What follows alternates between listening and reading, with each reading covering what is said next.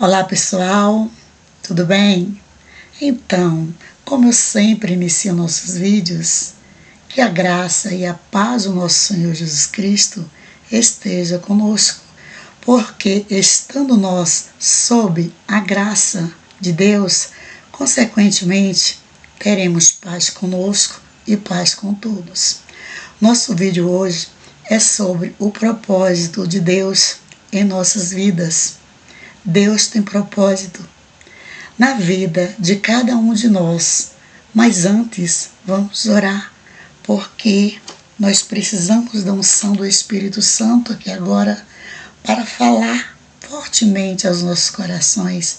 Fechemos os nossos olhos e elevemos o nosso pensamento a Deus, pedindo a Ele sabedoria para nos dar discernimento sobre esta palavra.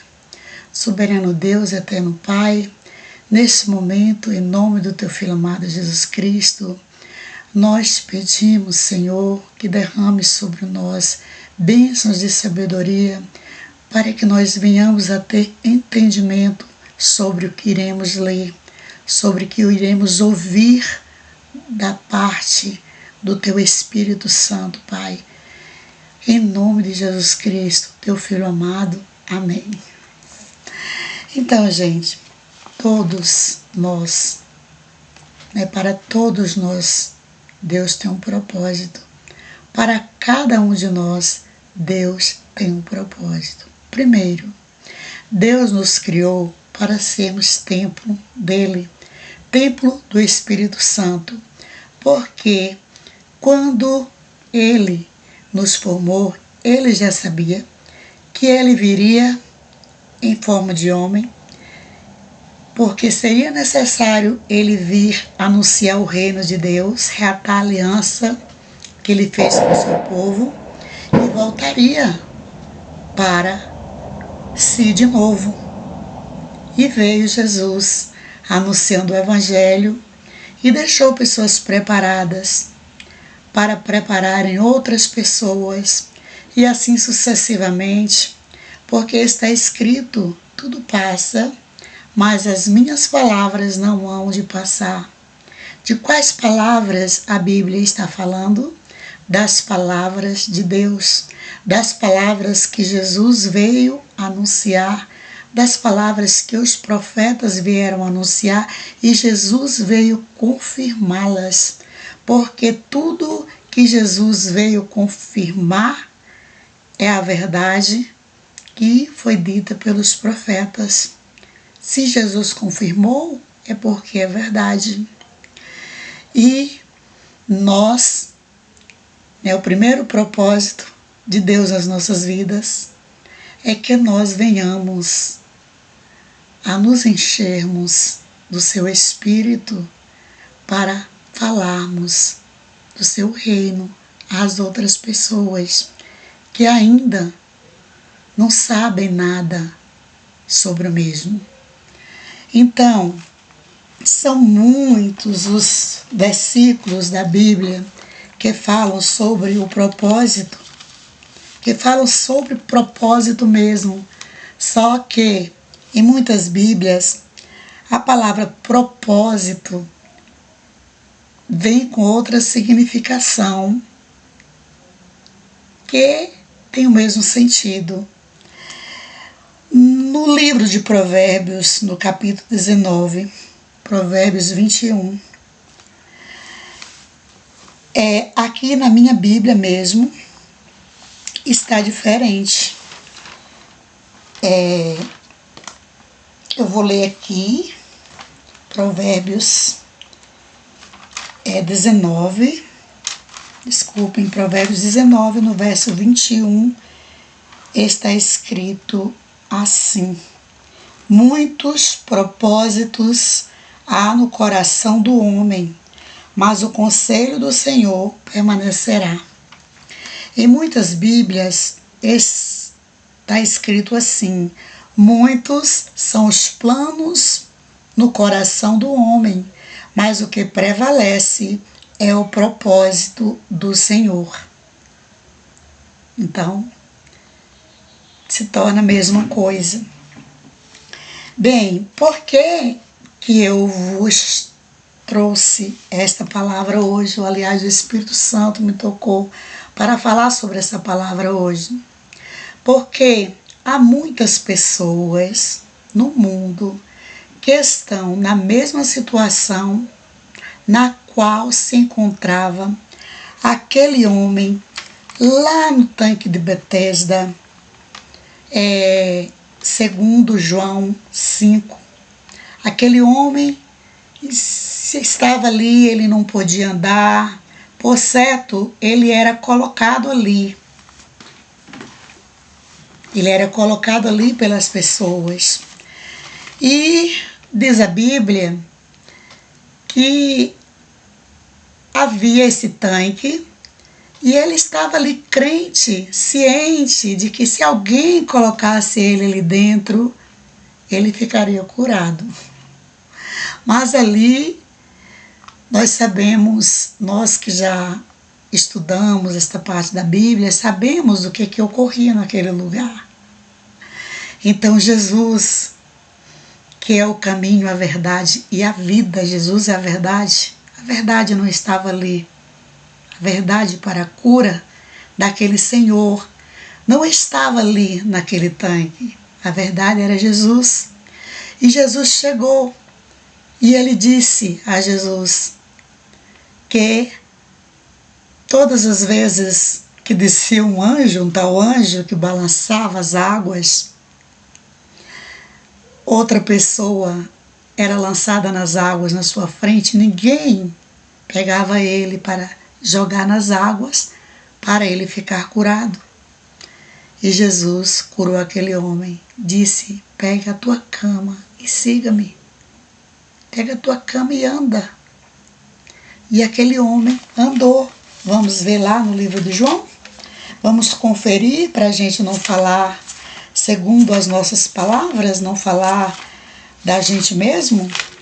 Vamos ver no livro de João, Evangelho de João 5, no Evangelho de João, capítulo 5, vamos ver aqui sobre este homem que estava ali na beira do tanque de Betesda, esperando a sua cura. Então, olha, cura de um paralítico de Betesda. Capítulo 5, João Evangelista. Depois disto havia uma festa entre os judeus e Jesus subiu a Jerusalém. Ora, em Jerusalém há, próximo à porta das ovelhas, um tanque chamado em hebreu Betesda, o qual tem 5 alpendres. Nestes jazia grande multidão de enfermos, cegos, mancos e ressecados, esperando o movimento das águas, gente. Quantas pessoas vivem enganadas no mundo, gente. Como essas pessoas estavam ali enganadas, Jesus é verdade. Porquanto um anjo descia em certo tempo ao tanque, agitava a água, e o primeiro que ali descia, depois do movimento da água, sarava de qualquer enfermidade que tivesse. O inimigo, ele também tem seus poderes, abaixo de Deus, é claro, certo? Tem suas estratégias. E ali pessoas viam outras saírem curadas mesmo, mas será que realmente continuavam curadas? O 5 diz assim: e estava ali um homem que havia 38 anos, se achava enfermo, e Jesus, vendo esse deitado, gente, estava deitado, e sabendo que estava neste estado havia muito tempo, disse-lhe: queres ficar são?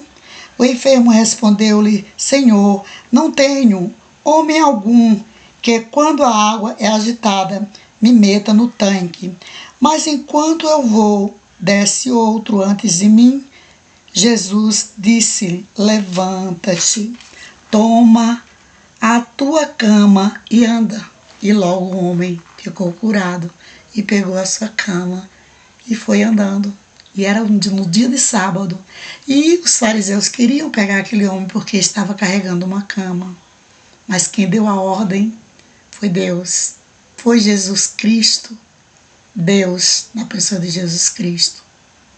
Então Deus tinha um propósito na vida deste homem. Assim como ele teve um propósito na vida de muitas outras pessoas, como o cego Bartimeu, filho de Timeu, aquele cego que estava a mendigar em Jericó. E Jesus ia passando e ele disse: Jesus, filho de Davi, tem misericórdia de mim. Jesus disse: que tu queres que eu te faças? E ele disse: que eu veja. E Jesus curou as vistas de Bartimeu. Ele ficou enxergando, ficou curado. Vários cegos foram curados por Jesus, vários coxos, várias pessoas que não andavam, várias pessoas paralíticas, pessoas surdas, pessoas que eram possessas de demônio. Jesus expulsava os demônios e as pessoas ficavam libertas, como aquela mulher cananeia que foi atrás de Jesus, que pertencia lá aos cananeus, e os discípulos disseram: mestre, despeça essa mulher, manda ela embora, ela está atrapalhando, ela vem gritando atrás. E Jesus, mesmo assim, atendeu aquela mulher, e aquela mulher, por causa da sua grande fé, ela foi curada. A mulher do fluxo de sangue também foi curada. Nós sabemos que aquela mulher ia gritando atrás de Jesus, porque ela tinha um sangramento, e ela ia gritando atrás e tocou nas vestes de Jesus, e Jesus disse: quem me tocou?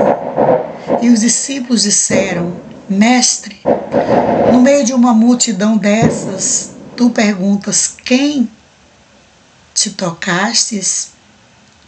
Ora, é muita gente. E ele disse: porque eu vi que de mim saiu virtude.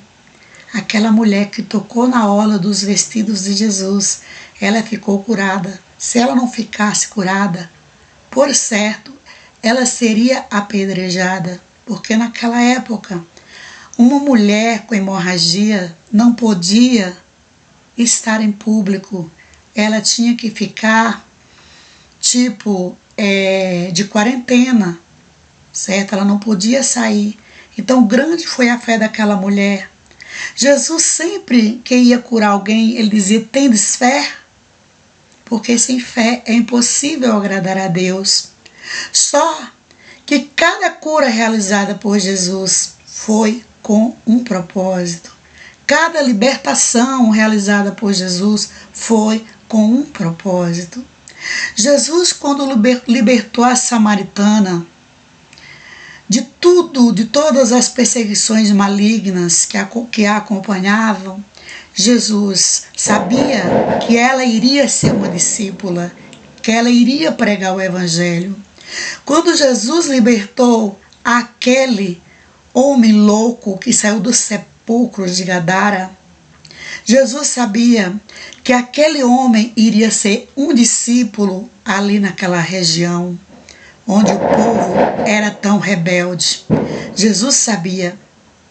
Então, muitas pessoas estão em busca da cura e não foram curadas, porque Deus tem propósito diferente na vida de cada pessoa. Observemos que Jesus, ele se hospedava na casa de Lázaro, e Lázaro era leproso. Lázaro morava em Betânia, e Betânia era uma região para leprosos. Era onde se refugiavam os leprosos. Todas as pessoas que contraíssem a lepra eram levadas, que chegava ao conhecimento do público, essas pessoas eram levadas para Betânia. Nós sabemos de um caso à parte, que foi o caso de Naamã, mas ele era escondido, a sua lepra não estava exposta para a sociedade. Mas todas as pessoas que eram leprosas na época de Jesus iam se refugiarem em Betânia. Era um lugar para leprosos e Jesus hospedava na casa de Lázaro, onde morava Lázaro, Marta e Maria. Lázaro era leproso. Entretanto, Lázaro não ficou curado por Jesus, mas foi ressuscitado por Jesus. Jesus não tinha o propósito de curar a lepra de Lázaro. O propósito de Jesus na vida de Lázaro era ressuscitá-lo, sabe? Depois de 4 dias de morto, Jesus ressuscitou e com a pele limpa da lepra. Primeiro, ele morreu. Depois que Jesus ressuscitou ele, é que ele ficou livre da lepra. Jesus também, quando estava aproximando os seus dias de agonia para ele ir para a cruz do Calvário, ele se hospedou também em Betânia, na casa de Simão, o leproso. Ali onde ele foi ungido por uma mulher com um unguento muito caro, que todos nós sabemos essa história, com nardo, um unguento de nardo puro, uma mulher derramou sobre ele aquele unguento. Ele foi ungido por aquela mulher que ali já estava preparando ele para ser crucificado, para sofrer a morte na cruz. Entretanto, não consta aqui que Jesus curou Simão. Outra passagem que nós podemos ver também foi sobre o apóstolo Paulo, que se encontra lá em 2 aos Coríntios, numa de suas cartas, 2 aos Coríntios, a partir, aí no capítulo 12, a partir do verso 1, que diz assim: a visão celestial. Em verdade, não convém gloriar-me, mas passarei as visões e revelações do Senhor. Paulo, ele conta um testemunho aqui, não para se gloriar, não para achar que ele é maior do que outras pessoas, mas para a glória do Senhor, para que o nome do Senhor continue sendo exaltado.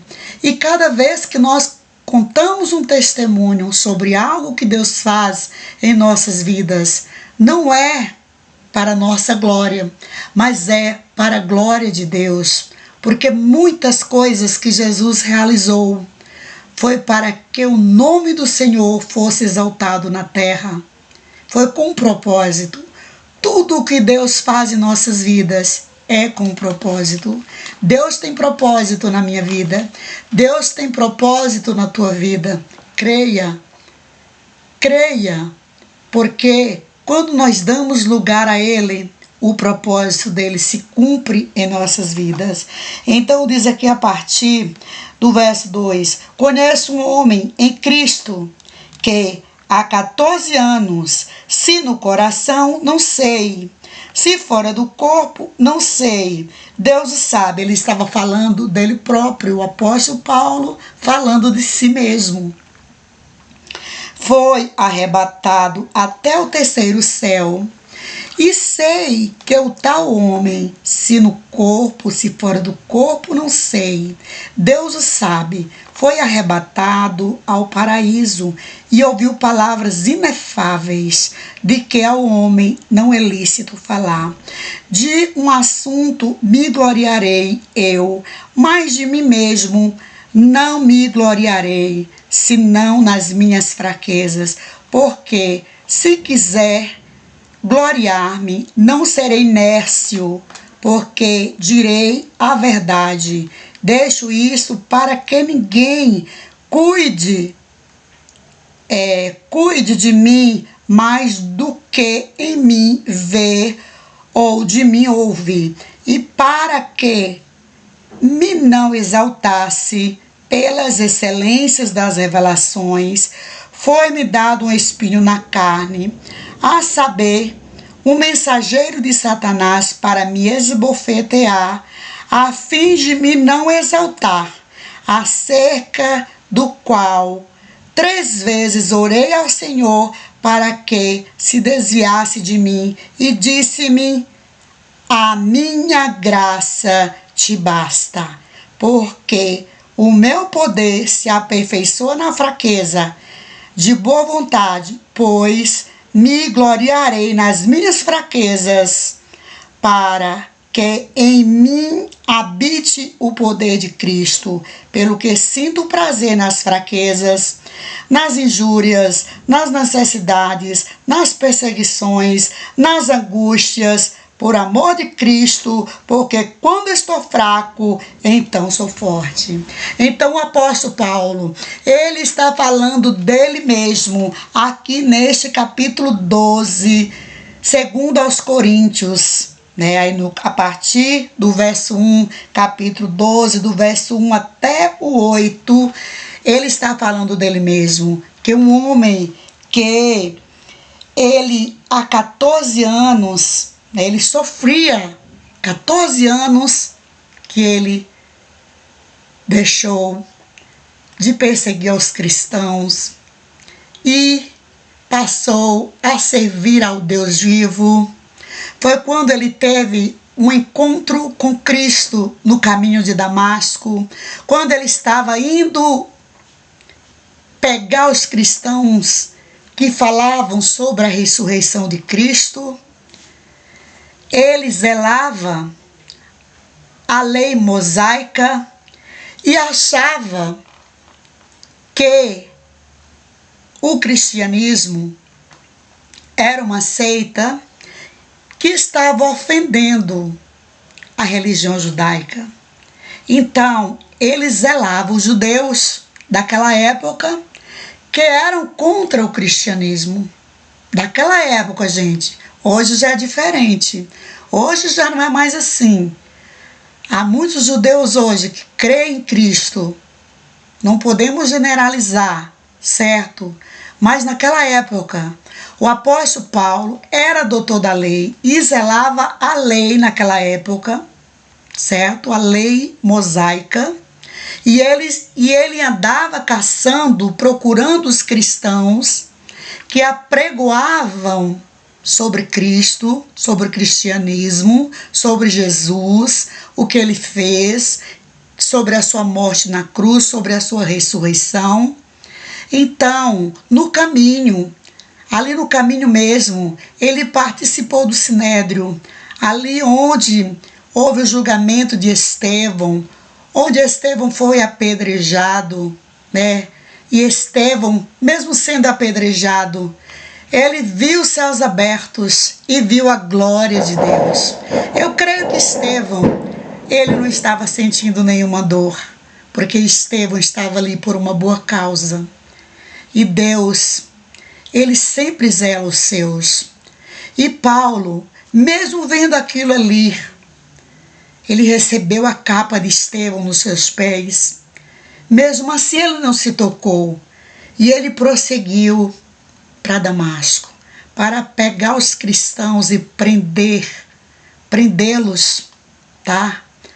E naquela época as prisões eram terríveis, os castigos eram terríveis. Eram castigos como dos escravos que eram bem judiados pelos perversos senhores. E no caminho de Damasco, ele ia com as outras pessoas e ele ouviu: Saulo, Saulo, por que me persegue?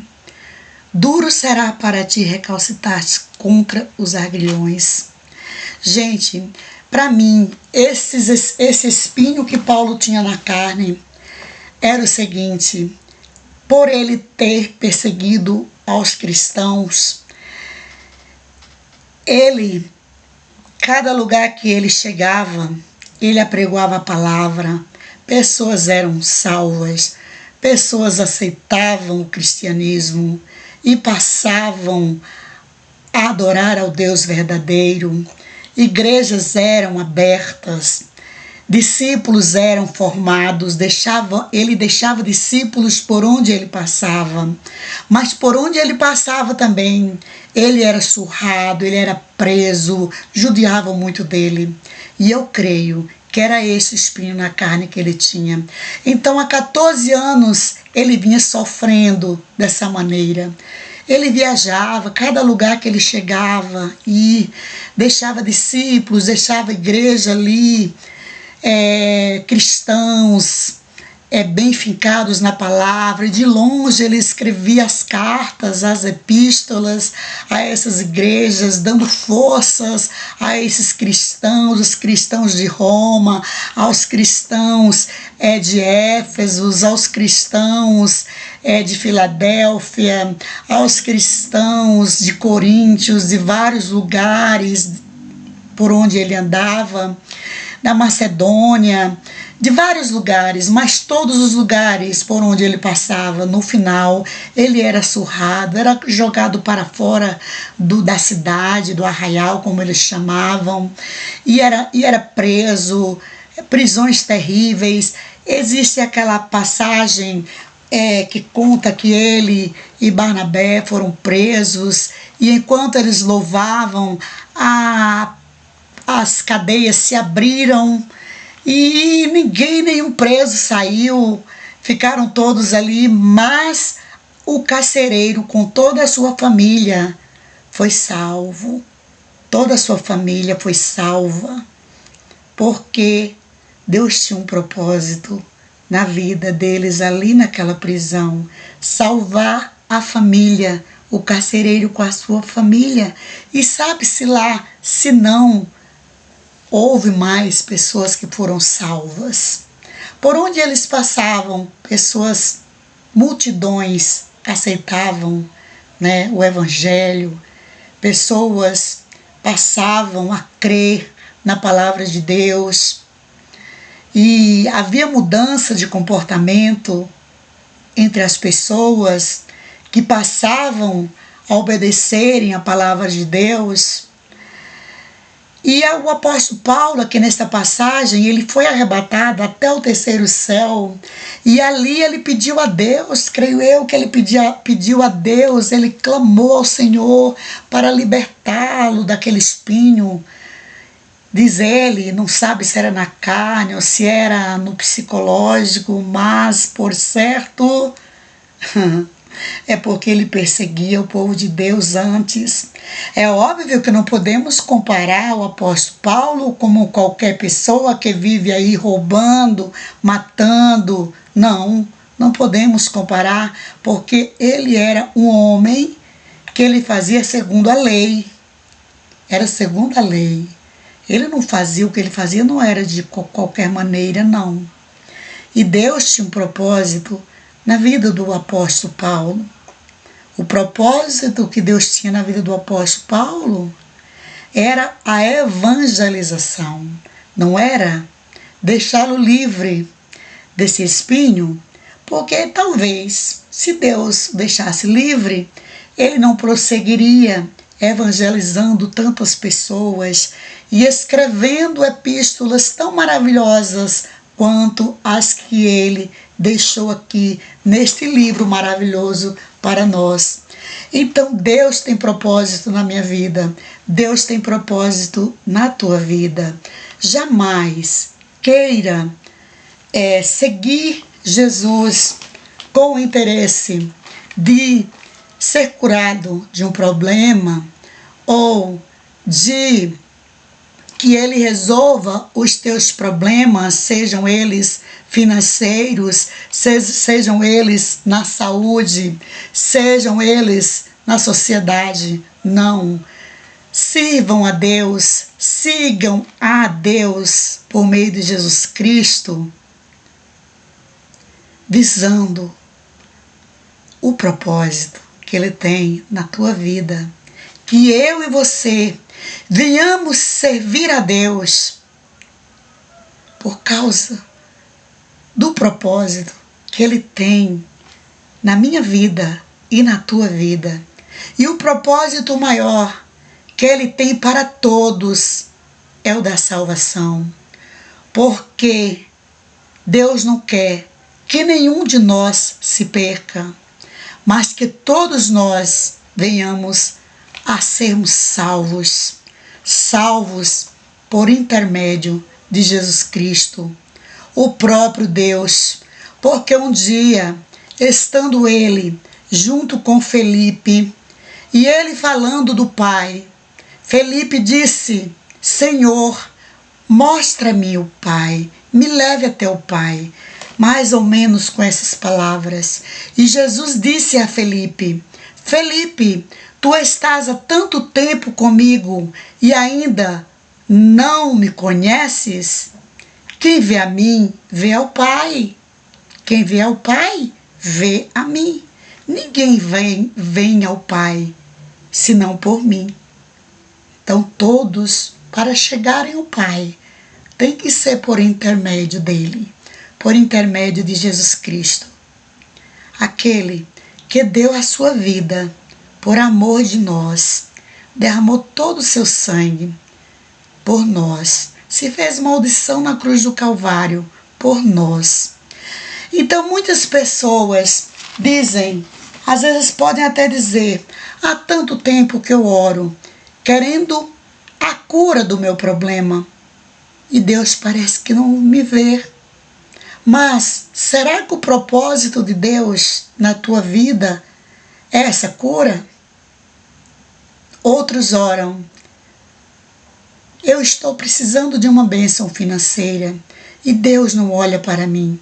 Mas será que o propósito de Deus para a tua vida é essa bênção financeira? Não estou aqui dizendo que Deus não é capaz de te curar ou me curar de um problema.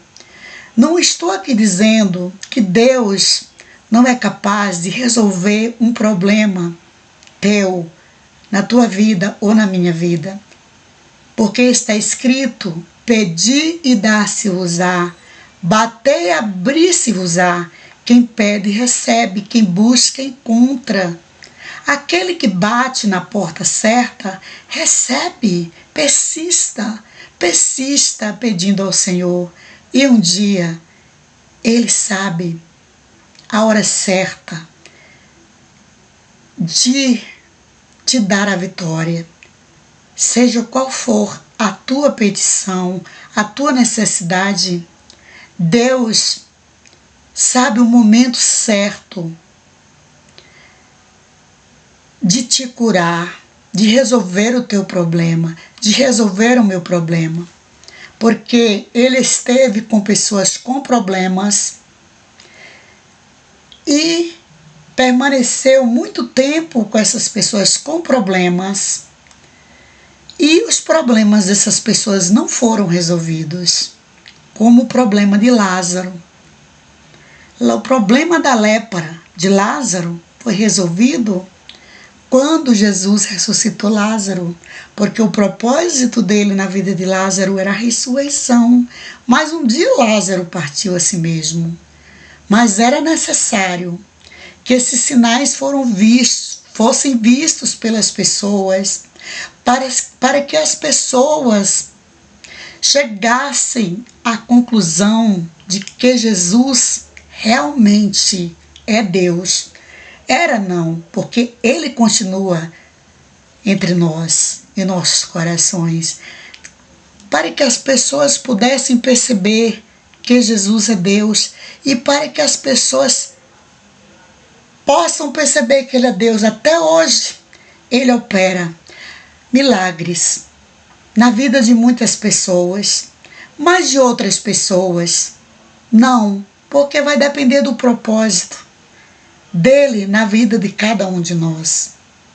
Muitas pessoas receberão a sua cura no primeiro encontro que ela tiver com Cristo hoje.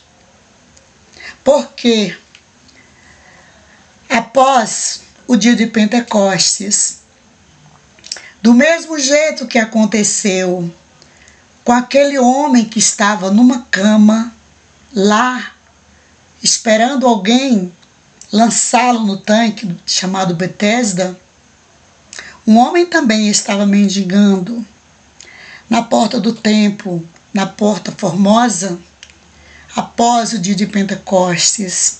E ali Pedro e João, chegando ali na hora nona, que é por volta das 3 horas da tarde, hoje, antigamente as horas contavam diferentes de hoje. Hoje corresponde às 3 horas da tarde, às 15 horas, né? E chegando João e Pedro ali, ora, quando eles estavam com Jesus, com Deus em verbo de carne, eles não tinham esse poder. Quem tinha esse poder era Jesus. Mas quando Jesus partiu, que disse a eles: ficai em Jerusalém até que eu vos revistas com o Espírito Santo. Até que vos sejais, até que vós sejais revestidos com o Espírito Santo. E ali eles obedeceram e foram revestidos. Podemos observar esta palavra. Revestidos quer dizer vestidos de novo, porque Jesus veio reatar a aliança que ele havia feito com o seu povo, que não estava mais, o povo não estava mais como era antigamente. Então foi preciso que Jesus viesse para ver o revestimento com o Espírito Santo. E ali eles estavam revestidos. Quando eles chegaram ali na porta do templo para a oração nona, às 3 horas da tarde, 15 horas, aquele coxo olhou para eles com aquele olhar como quem que estava pedindo uma esmola, e eles falaram: que estás nos olhando? Nós não temos nada, não temos ouro, não temos prata, mas o que temos te damos. Levanta-te e anda, em nome de Jesus de Nazaré. Que coisa linda, gente. E aquele homem, ele foi ali, os nervos dele foi ganhando a forma normal, e ele foi se levantando de forma que ele entrou saltitando porta dentro do templo, louvando e exaltando o nome do Senhor. Por que aquele homem recebeu a cura? Deus sabia que aquele homem iria entrar porta dentro do templo e não sair. Deus sabia que ele iria entrar saltitando de alegria, louvando e exaltando o seu santo nome. E por certo aquele homem continuou a seguir a Cristo, passou a ser um discípulo. Gente, imaginemos a cena deste homem. Uma pessoa, quando ela fica muito tempo sem andar, acamada, precisa fazer fisioterapia para poder andar. E aquele homem, gente, olha o poder de Deus na vida daquele homem. Rapidinho aquele homem, as pernas daquele homem, os nervos, as juntas, foram se endireitando, e ele logo entrou porta dentro do templo, saltitando de alegria.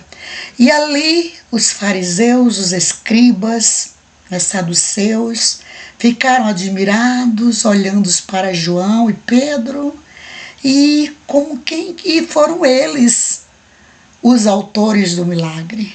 E eles disseram: por que vós olhais para nós? Ora, o que aconteceu não fomos nós que fizemos, mas foi Jesus, foi em nome de Jesus, foi Ele, Jesus, aquele que vocês crucificaram.